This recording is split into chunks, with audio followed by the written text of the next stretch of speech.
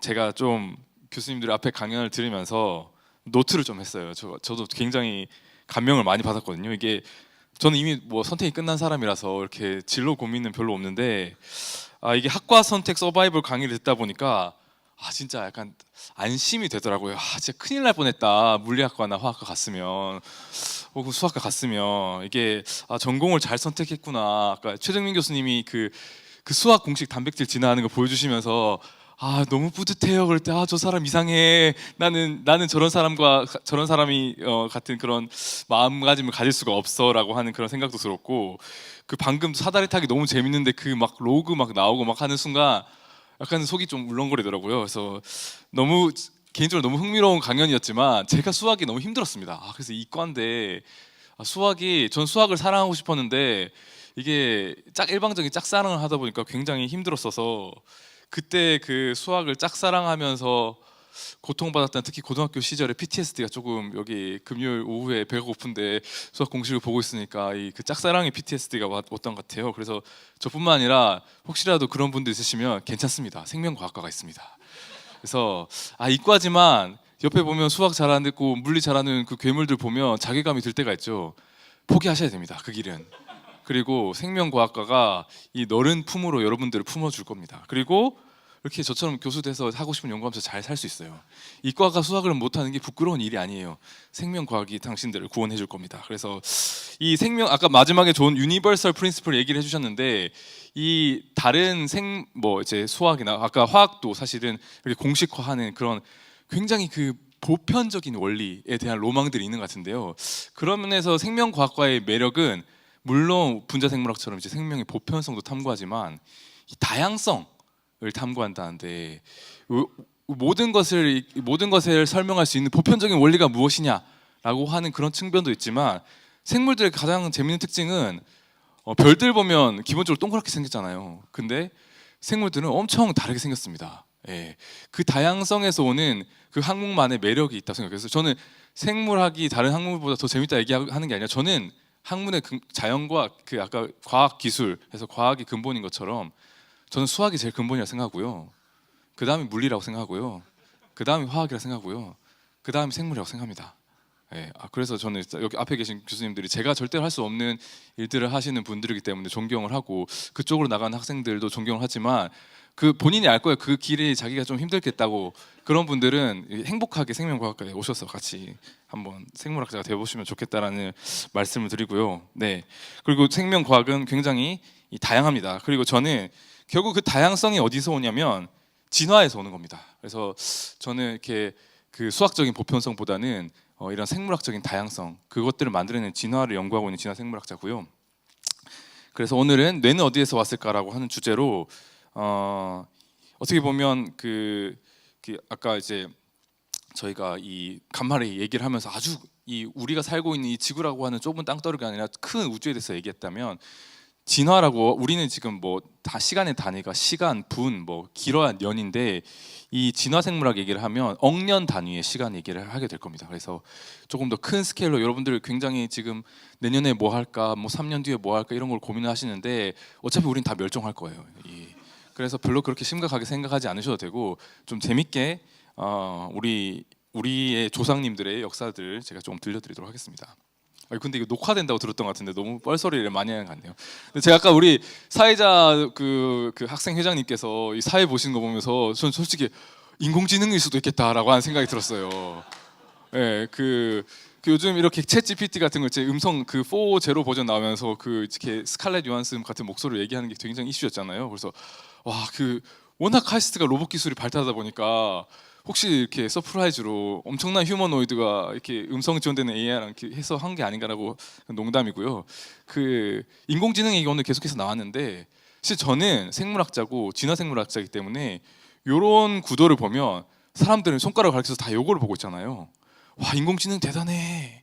어떻게 우리가 이런 걸 만들었어. 이제 막 별걸 다 해주잖아요. 막 단백질 구조 다 예측해서 여러 노벨상도 받고, AI 관련해서 노벨상이 2개나 나왔는데, 저는 사실은 이거는 설명할 수 있잖아. 이거 개발한 사람들 다 모아서 어떻게 개발했고, 소스 코드 뭐고 이렇게 하면 어떻게 인공지능이 작동하는지 하드웨어적으로 소프트웨어적으로 그런 걸 설명할 수 있는데, 이렇게 대단한 걸 만들어내는 우리 인간들의 지능이 이거는 왜 안 궁금하지? 왜 이거를 당연하게 생각하지? 어떻게 인공지능이라고 하는 이 엄청난 하이 테크놀로지를 만들어낼 수 있는 우리 인간의 지능이 어떻게 출현했을까? 이거를 궁금해하고 연구하는 사람은 거의 전무합니다. 네, 저희 최소한 한국에는. 그래서 이 얘기를 제가 열심히 하고 다니고 있고, 그래서 이 생물학이라고 하는 것이 얼마나 또 새로운 시각을 줄 수 있는 학문인지에 대해서 제가 좀 오늘 이 짧은 시간 동안 말씀드리겠습니다.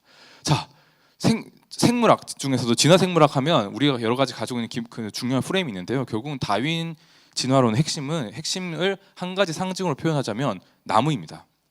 나무라고 하는 건 아무리 커다란 나무라고 할지라도 아주 작은 씨앗에서 시작하죠.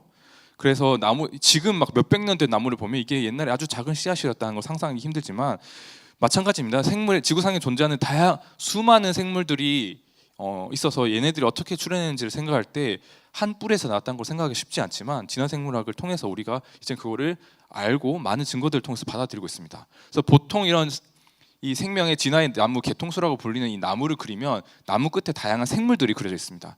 근데 요거를 생물들을 그려준 생물의 다양한 특징이 있으니까 뇌만, 제가 포유동물의 개통수고 뇌만 쭉 가져온 거예요. 그럼 여기 보면 우리 인간의 뇌가 있고 이제 고래들의 뇌가 있고 여기 코끼리들 뇌 이런 것들이 있는데 우리가 가지고 있는 이 다양한 뇌, 인간의 이 독특한 뇌를 포함해서 다양한 뇌들이 갑자기 하늘에서 뚝 떨어진 게 아니고 옛날부터 계속 이렇게 있었던 게 아니라 2억 5천만 년 전 정도로 올라가 보면 결국은 원시 포유류의 뇌에서 출발합니다.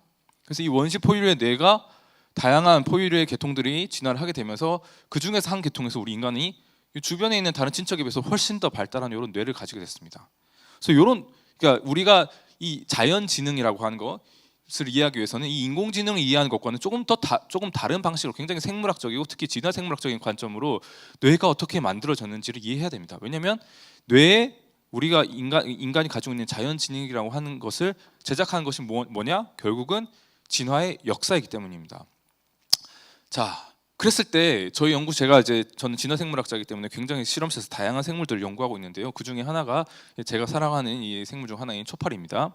그래서 초파리 뇌를 좀 잔인하긴 하지만 목을 따서 이 밤을 까듯이 이 껍데기를 까면 뇌가 쏙 나옵니다. 그래서 열심히 이제 해부를 했었는데 이 뇌가 이렇게 생겼어요. 초파리 뇌가. 네. 좀 뇌처럼 생겼죠. 일부 신경세포를 이제 염색해서 보여준 건데 이걸 보면서 사람들이 사실 초파리 뇌 연구를 하시는 분들 최근에 커넥텀 때문에 네이처 논문이 몇 편이 한꺼번에 나오기도 했는데 이걸 보면서 막 분석을 하는데요. 진화 생물학자의 입장에서 보면 이 사람들이 당연하게 이 뇌를 연구하고 이 뇌에 대한 연구를 인간에게 적용하려고 하는데 이런 질문이 드는 거예요. 자, 인간도 뇌를 가지고 있고 초파리도 뇌를 가지고 있어요. 그럼 도대체 이 뇌는 언제부터 있었지? 그리고 인간이 가지고 있는 뇌랑 초파리가 가지고 있는 뇌가 같은 뇌일까 다른 뇌일까? 달리 말했을 때 이게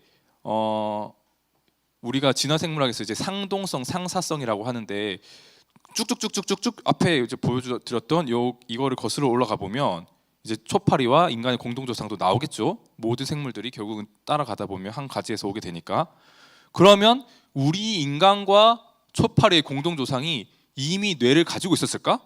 그래서 그 조상으로부터 물려받은 뇌일까? 아니면 예를 들면 우리 인간의 초파리도 날개를 가지고 있지만 박쥐도 날개가 있고 새도 날개가 있습니다. 근데 그 세 종류의 날개는 다 독립적으로 진화했어요. 초파리랑 새랑 그다음에 박쥐의 공동조상 가면 날개 없어요. 그죠? 그 말은 독립적으로 여러 번 우리가 보통 수렴 진화라고 설명하는 그런 개념을 통해서 진화했는데 뇌라고 하는 것은 그 초파리가 가지고 있는 뇌랑 인간이 가지고 있는 뇌는 마치 이런 날개들처럼 수렴 진화의 산물일까? 잘 모릅니다. 네, 이런 것들이 굉장히 열려있는 질문이고요. 굉장히 흥미로운 질문이라 생각해요. 도대체 뇌가 언제부터 존재했고 어떻게 만들어졌을까? 그리고 여기와 관련된 굉장히 중요한 화석 증거가 있어요. 사실은 진화생물학에서 제일 중요한 증거는 특히 이런 억년 단위 스케일에서 제일 중요한 증거는 인간과 초파리의 공동조상이 몇 년 전에 존재했냐면요 6억에서 7억 년 전 사이에 존재했다고 생각해요. 6억에서 7억 년 사이. 자, 정말 옛날에 있었던 일이죠. 그때 무슨 일이 있었는지를 정말 상상하기가 힘들겠죠. 근데 이 청지항이라고 중국의 이 윈난성 이쪽에 남서쪽에 있는 청지항 쪽에 아주 극도로 잘 보존된 화석이 대량으로 출토되는 이 화석 산지가 있습니다. 저희 내년에 아시아 진화생물학회가 여기에서 열릴 예정이라서 제가 또 가볼 계획인데 굉장히 기대가 되는데요. 화석들 여기 삼엽충 같은 것들, 사슴벌레처럼 생겼죠. 근데 뭐 이런 지렁이 이런 벌레들처럼 생겼는데 이런 애들이 이제 우리가 보통 그 고생대의 시작, 고생대에는 처음으로 생물 화석들이 쏟아져 나오기 시작한 시기입니다. 그리고 그 첫 고생대 첫 시작이 캄브리아기인데요. 이 캄브리아기를 보면 마치 이렇게 생물들이 대폭발하는 것처럼, 특히 동물들이 그 전에는 거의 동물 화석이 잘 나오지 않다가 갑자기 사엽충을 비롯해서 엄청나게 많은 화석들이 나오게 되는 그런 이제 캄브리아기 대폭발이라고 한 사건이 있는데, 이게 진화생물에서 굉장히 중요한 사건이지만 오늘 뇌 얘기 집중하기 위해서 이 얘기는 거의 하지 않을 예정입니다. 취미는 과학의 사엽충평에서 아주 집중적으로 다루기 때문에 꼭 그걸 관심 있으면 그걸 보시면 되고요. 자, 근데 여기에 출토된 다양한 뇌 중에서 제가 제일 좋아하는 다양한 화석 중에서 제가 제일 좋아하는 화석이 있습니다. 이게 5억 2천만 년 전쯤이에요. 그러니까 캄브리아기 대폭발이 5억 한 4천만 년에서 5억 2천만 년 사이쯤에 가장 엄청나게 많은 일들이 있었을 거라고 생각하는데, 캄브리아기 대폭발 직후에 있는 화석이라서 가장 오래된, 가장 잘 보존된 동물들의 화석이 여기서 나오고 있습니다. 그래서 2012년 네이처에 나온 주인공, 이 절제동물, 말하자면 우리 지금의 뭐 개, 가재, 곤충 같은 애의 조상에 해당하는 화석인데요. 논문 제목이 Complex Brain이라고 시작합니다. 자, 왜 컴플렉스 브레인으로 시작하냐면 실제로 이 화석이 너무 잘 보존돼서 5억 2천만 년 전의 화석인데 뇌의 흔적이 그대로 인상 화석으로 남아 있어요. 근데 이 구조가 지금 이런 얘 후손이라고 할 수 있는 이런 개, 가재 같은 애들이 가지고 있는 뇌의 구조랑 거의 같아요. 그래서 여기 눈 있고 여기 더듬이 있고 거기서 이제 시각 정보, 후각 정보 같은 것들 들어와서 처리되는 요 뇌, 기본적으로 뭐 곤충도 비슷한 구조를 가지고 있습니다. 현생 이 절지 동물과 이 5억 2천만 년 전, 그러니까 절지 동물이라고 한 게 출현한 지가 몇 천만 년밖에 안 됐을 때, 그때 이미 이런 뇌가 진화를 했었고요. 5억 년 동안 별로 변한 게 없습니다. 그러니까 굉장히 동물이 진화하고 빠르게 이 뇌라고 하는 게 출현했고 그 이후로 유지가 되고 있어요. 그리고 아마도 얘네들 초파리랑 이런 절지 동물들 가지고 있는 뇌랑 인간의 뇌는 독립적으로 진화했을 거라고 지금 추정을 하고 있습니다. 네. 자, 그랬을 때 이때 청지양에서 발견된 화석들을 가지고 그 당시에 5억 2천만 년 전 캄브리아기 바닷속에 어떤 생물, 그때는 육상 생물이 진화하기도 이전이에요. 왜냐하면 동물이라고 하는 것은 바다에서 태어났기 때문에 그때 당시에 요렇게 생겼을 거라 생각해요. 요런 생물들이 바닷속에서 살고 있을 거라 생각하고, 그 중에서는 지금 우리한테도 친숙한 이런 해파리 같은 애들도 있고 뭐 사엽충 같이 생기는 애들도 있고, 이렇게 기괴하게 그래도 조금 더 우리랑 비슷한 애들이 이렇게 그 캄브리아기 때 출현했고, 현존하는 모든 동물문들이 이미 캄브리아기 대폭발 이후에 대부분 형성이 됐습니다. 자, 그런데 죄송합니다. 근데 지금 질문은 뇌가 어디서 왔을 거잖아요. 뇌가 어디서 왔을까를 봤을 때 이게 지금 우리가 알고 있는 동물의 대략적인 전체 모든 동물의 계통인데, 이따가 말씀드리겠지만 이 부분이 이제 최근에 많이 논란이 되고 있습니다. 근데 옛날에 우리가 교과서에서 배웠던 기준을 보면 대충 이 정도로 정리를 할 수 있는데요. 뇌를 가지고 있는 생물들이 어떤 애들이냐면, 하나, 우리 인간을 비롯한 여기 척추 동물들의 뇌가 잘 발달해 있죠. 그 다음에 초파리를 비롯한 이런 절지 동물들, 방금 봤던 화석을 비롯해서 절지 동물도 뇌가 잘 발달돼 있고, 또 문어나 오징어 같은 애들도 뇌가 잘 발달돼 있습니다. 그런데 그래서 여기 이 동네에서는 상당히 발달된 뇌들이 관찰이 돼요. 근데 여기 이 가지 바깥, 요 두 포크처럼 갈라진 가지 바깥으로 가면 뇌가 없어요. 그래서 뇌를 가진 그 생물들은 이 동물 진화 과정에서 요 가지가 갈라지고 난 뒤에 그러니까 요 가지가 갈라지기 직전 이때쯤에 뭔가 중요한 일이 일어났을 거라 생각해요. 왜냐하면 그 전에 갈라져 나온 가지들에서는 뇌가 없고, 여기서 갈라져 나오고 나서는 뇌가 아마도 여러 번 진화했기 때문이에요. 왜 여기서 뇌가 튀어났을까? 얘네들이 이때 무슨 일이 일어났을까? 이것과 굉장히 관련이 깊은 게 바로 UFO입니다. 자, UFO 하면 누구나 이런 이미지를 딱, UFO라는 얘기를 들었을 때 딱 이런 이미지가 떠오를 거예요. 비행 접시라고도 많이 하죠. 근데 왜 UFO를 말하자면 그 보잉 747처럼 그리지 않을까요?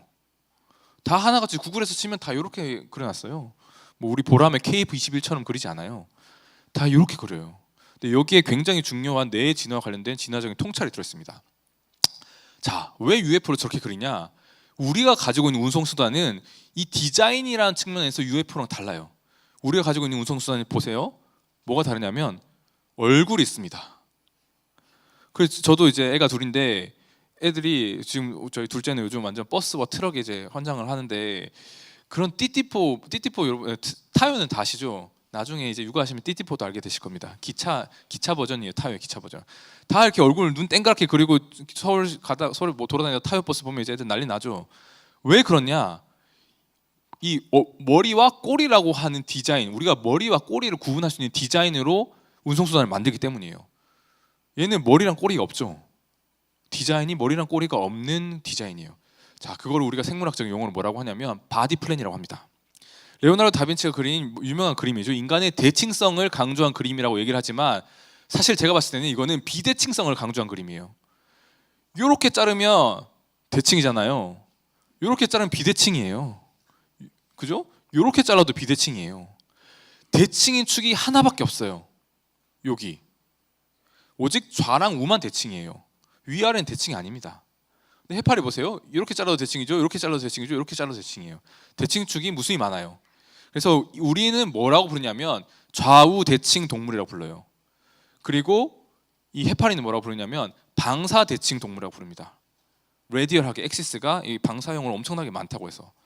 자, 그래서 처음에 동물 진화 역사를 봤을 때 처음에는 이 초기의 동물은 대칭이 아예 없는, 이따가 말씀드릴 해면 동물처럼 대칭이 없는 동물이거나 아니면 말미잘, 산호, 해파리 같은 방사대칭 동물이었을 거라 생각해요.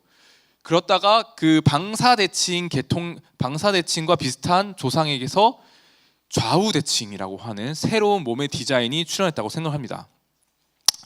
이게 왜 출현했을까? 이것도 굉장히 흥미로운 주제인데 이게 바로 우리의 운송수단이랑 사실 관련이 깊어요. 우리가 하늘에 비행기를 만들 때 UFO처럼 비행 접시를 안 만드는 이유가 있습니다. 그죠? 물리학적으로 생각해 봤을 때 제가 물리는 잘 모르지만 동그랗게 만들면 아무래도 공기에 더 저항이 더 강할 것 같아요. 날렵하게 만드는 것이 어떤 지점으로 빠르게 이동하는 것에 훨씬 효과적입니다. 그렇기 때문에 이 사실 좌우대칭의 바디 플랜이라고 하는 것은 이 동물은 기본적으로 동이라고 하는 말 자체가 움직이는 뜻이잖아요. 빨리 움직여서 뭔가를 잡아먹고 혹은 도망치기에는 좌우대칭 패턴이 더 유리합니다. 실제로 해파리 보면 어때요? 해파리가 막 슝슝슝 다니나요? 바다에서 이렇게 널브러져 이렇게 둥둥둥 떠다니죠. 개복치한테 다 털립니다. 이렇게 떠다녔으면 개복치가 해파리한테 와서 다 냠냠냠 먹고, 네, 그렇습니다. 그리고 개복치도 얘기 재밌는데, 네, 그것도 다음에 한번 취미는 과학에서 해야겠다. 네. 아무튼 그런데 이 좌우대칭 전환이 그래서 그런 이동성이 중요한데 이 좌우대칭 동물에서 왜 뇌가 출현했냐면 몸의 디자인이 바뀌면요 비대칭성이 발생합니다. 제가 다시 한번 왔다 갔다 해서 죄송한데 제가 시간이 마지막 시간이라서 늦지 않게 하기 위해서 어떤 비대칭성이 생기냐면 몸 전체에서 이동하는 방향이 머리 쪽으로, 그러니까 머리에서 꼬리 쪽으로 한 방향으로 집중됩니다. 해파리는 여기로도 갈 수 있고 여기로도 갈 수 있고 여기로도 갈 수 있어요.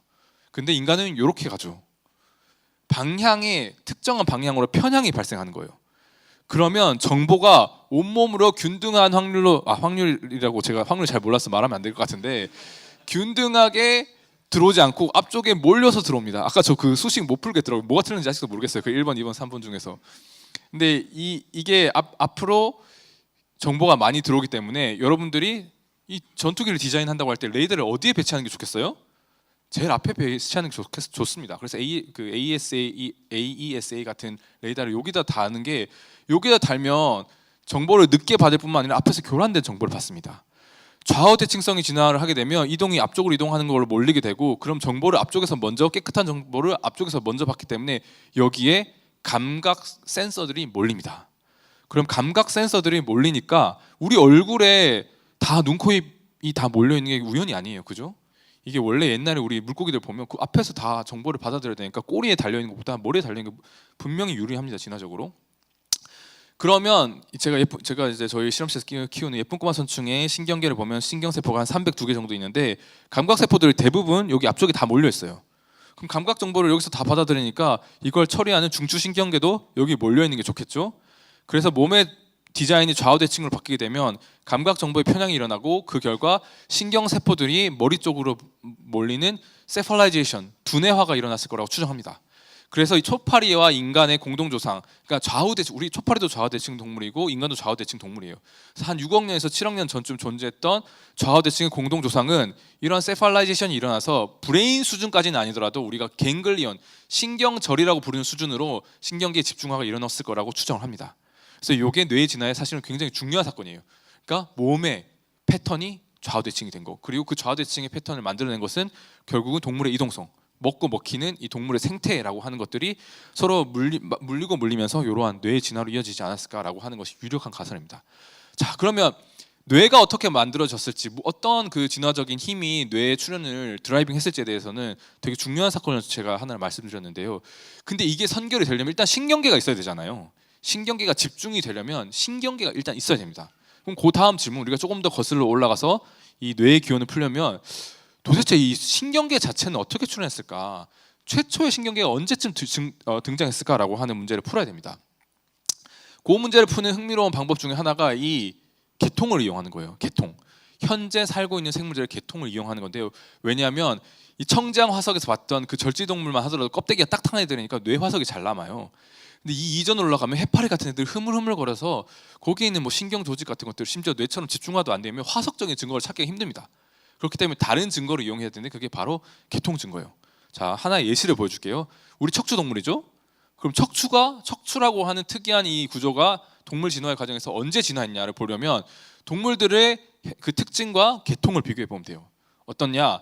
척추를 가지고 있는 동물들과 척추를 안 가지고 있는 동물들을 쭉 조사를 한 다음에 얘네들 DNA를 분석해서 누가 누구랑 가까운 친척인지 촌수를 따지면 돼요. 그랬을 때 보면 이 척추를 가지고 있는 애들은 다 요 친척들이에요. 다 요 시조, 여기 시조새 할아버지 할머니에게서 나온 얘네들은 다 척추를 가지고 있고, 요 바깥으로 가면 척추가 없는 거예요. 촌수가 멀어지면 척추가 없어요. 그럼 어떻게 설명할 수 있냐면 이 척추를 현재 가지고 있는 모든 생물들의 공통조상의 그 직계 공통조상의 개통에서 그 공동조상에서 척추라고 하는 특징이 진화했을 것이다 라고 추정을 할 수가 있는 거예요. 단순하죠? 쉽습니다. 이게 생물은. 자, 그러면 이거를 가지고 한번 신경계의 기원에 대해서 말씀드리겠습니다. 이 신경계의 기원에 중요한 게 이 스펀지밥이에요. 왜냐하면 이 스펀지밥이 이게 합성 스펀지가 아니라 제가 지난주인가 제주도 가서 제가 직접 찍은 사진이에요. 바닷가 가니까 여기 스펀지가 떠있더라. 그 여기 해변에 실려왔더라고요. 여러분들 이걸 보면 이게 생물이라고 생각을 못 하실 텐데 저는 이제 진화생물학자니까 이런 걸 보면 또 그런 시각이 또 있습니다. 그래서 이걸 보면 이 해양 바닷속에서 잘 살고 있는 스펀지는 이렇게 생겼고 이게 찢어져서 이렇게 떠내려온 건데 다른 종인데 이게 동물처럼 안 보이지만 해면 동물이라고 하는 동물이고요.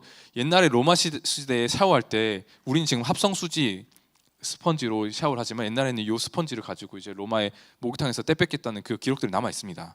그래서 요게 해면 동물인데 이 동물 딱 그 스펀지밥을 해면을 한 거 약간 생각이 없어 보이죠?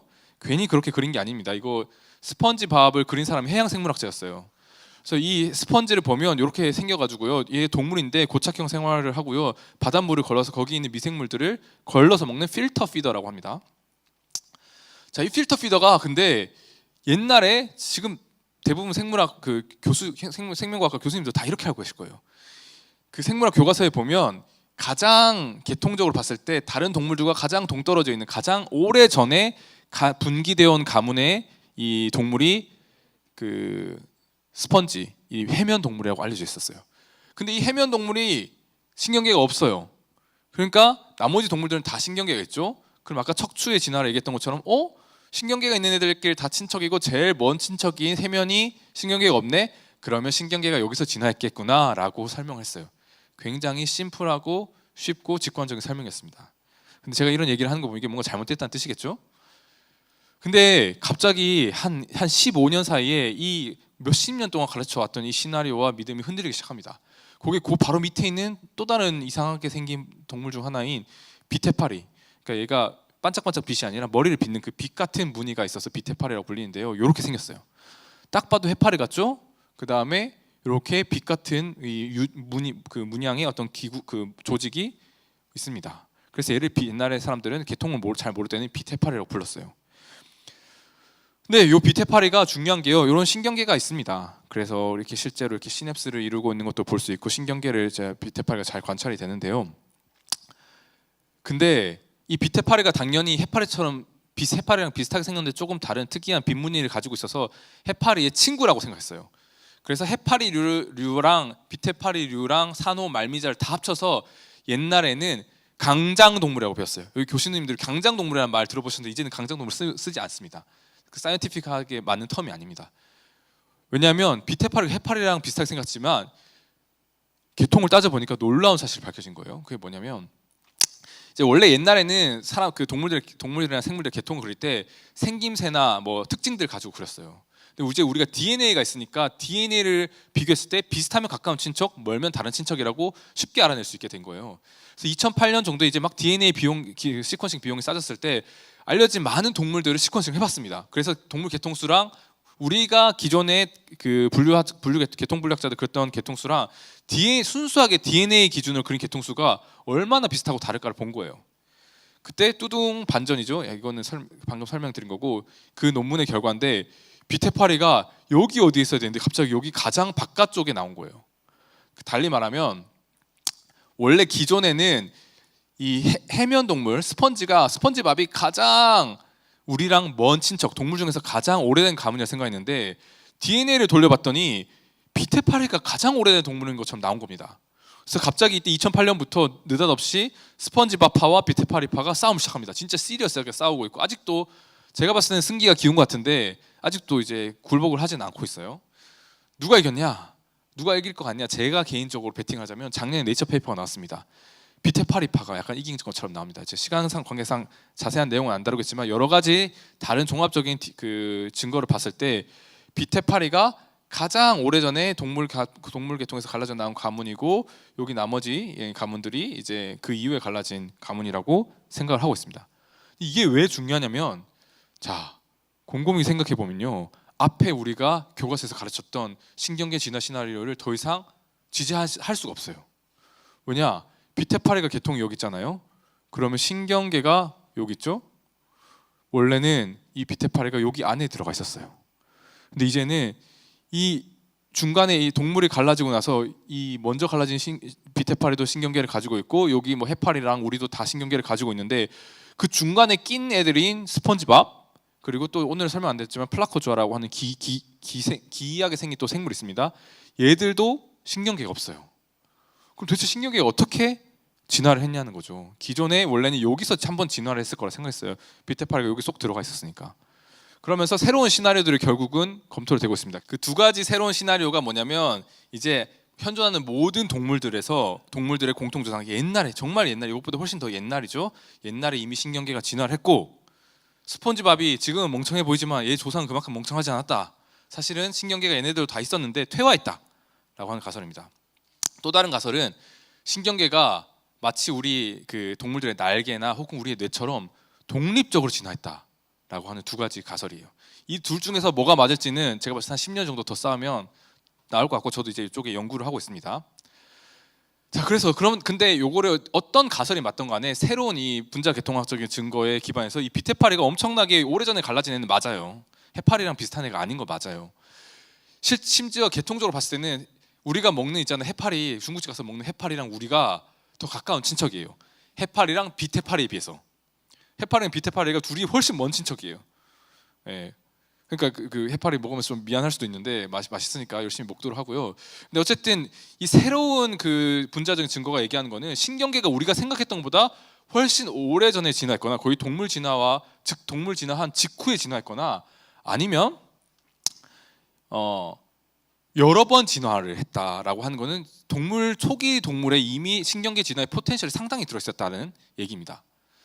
자, 그러면 어떻게 그럴 수가 있었을까를 추정하기 위해서 제가 이제 저희 랩에서 해파리도 연구하고 있고 오늘은 저희 랩에서 연구한 얘기는 하나도 안 가져왔는데 저희 랩에서 해파리도 연구하고 있고 요거를 이해하려면 동물 연구로는 부족해요. 그래서 동물 바깥으로 나가야 됩니다. 왜냐하면 모든 동물의 조상이라고 하면 여기니까요. 얘를 알 수가 없거든요. 여기 있는 애들은. 그래서 제가 얘를 연구하고 있습니다. 얘는 이제 동물이 아니고요. 단세포 진핵 생물입니다. 원생 생물입니다. 얘가 누구냐면 기편목충류예요. 이렇게 생겼어요. 코에노가 카라란 영어는 코에노 플라젤레이트인데 카라라는 뜻이고요. 이 카라티를 우리 기세운 것처럼 이런 카라티를 가지고 있고 이 가운데에 편모가 있습니다. 그래서 요 편모를 돌려가지고 박테리아를 빨아서 먹습니다. 그래서 제가 실제로 이렇게 생겼고 저희 랩에서 찍은 영상인데요. 얘가 이제 토모큐브에서 토모큐브 기술을 이용해서 찍었습니다. 카이스트 덕분에. 그래서 여기 보면 박테리아들이 이렇게 있고 박테리아가 껴서 이렇게 먹습니다. 얘네들이 우리 조상들이 이렇게 생겼어요. 여러분들 이렇게 생긴 존재로부터 진화한 겁니다. 자, 근데 이제 거의 마지막 슬라이드인데요. 굉장히 흥미로운 게 왜 신경계가 동물 진화에서 어떻게 그렇게 빨리 혹은 여러 번 진화할 수 있었냐의 힌트가 이 기편모충에 들어있습니다. 기편모충의 유전체를 DNA를 들여다봤더니 여기 이미 우리 신경계, 시냅스 같은 데서 작용하는 중요한 단백질들이 많이 들어있어요.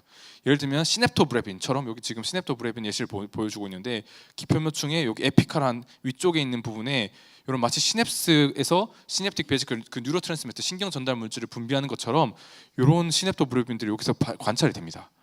그러니까 이 신경계라고 하는 게 하루아침에 동물 진화에서 짠 하고 만들어진 게 아니라 이미 동물 진화 이전에 우리의 조상들이 단세포 생물 시절 이때부터 가지고 있는 유전자를 가지고 우리가 지금 이런 AI를 만들고 있는 거예요. 이거를 더 확장해서 쫙 유전체 전체를 들여다보고 예를 들면 우리 시냅스에서 작용하고 있는 수많은 유전자들이 있습니다. 이 유전자들 중에 얼마나 많은 유전자들을 이 아까 보여드렸던 여러분들하고 하나도 안 비슷해 보이는 그 기편모충이 가지고 있는지 보면 여기가 기편모충이 여기 있거든요. 상당히 많은 유전자들을 거의 절반 가까운 유전자들이 이미 기편모충에 들어있어요.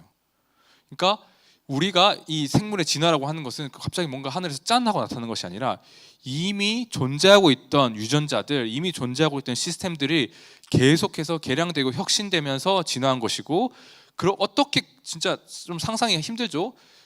이런 단세포 진행 미생물로부터 우리 인간의 뇌 같은 것이 진화할 수 있는지를 연구하는 것이 저의 연구 주제입니다. 네, 관심 있으시면 연락 주세요. 자, 그래서 이게 마지막 슬라이드, 오늘의 마지막 슬라이드인데요. 그래서 저는 요 구절을, 요 질문을 되게 좋아하는데 독일의 이제 신경생물학자인 그레고르 에이셸레라고 하신 분이 말씀하신 건데, What is perhaps the most intriguing question of all is whether the brain is powerful enough to solve the problem of its own creation. 그러니까 여기 보면 제가 되게 좋아하는 그림인데 이게 사람이 뇌를 보고 있잖아요. 사실은 사람이 뇌를 보는 게 아니죠. 뇌가 여기 가서 사람 눈을 거쳐서 뇌가 뇌를 보는 거죠. 뇌과학, 뇌 진화 연구라고 하는 것은 뇌가 자기 자신을 이해하기 위한 노력입니다. 그래서 여기에 이 흥미로운 질문은 과연 우리의 뇌가 자기 자신이 어떻게 만들어졌는지를 이해할 만큼 충분히 똑똑한가 아닌가, 그게 제 손에 달려 있다는 게 제 연구의 묘미라고 생각을 합니다. 네, 경청해 주셔서 감사합니다.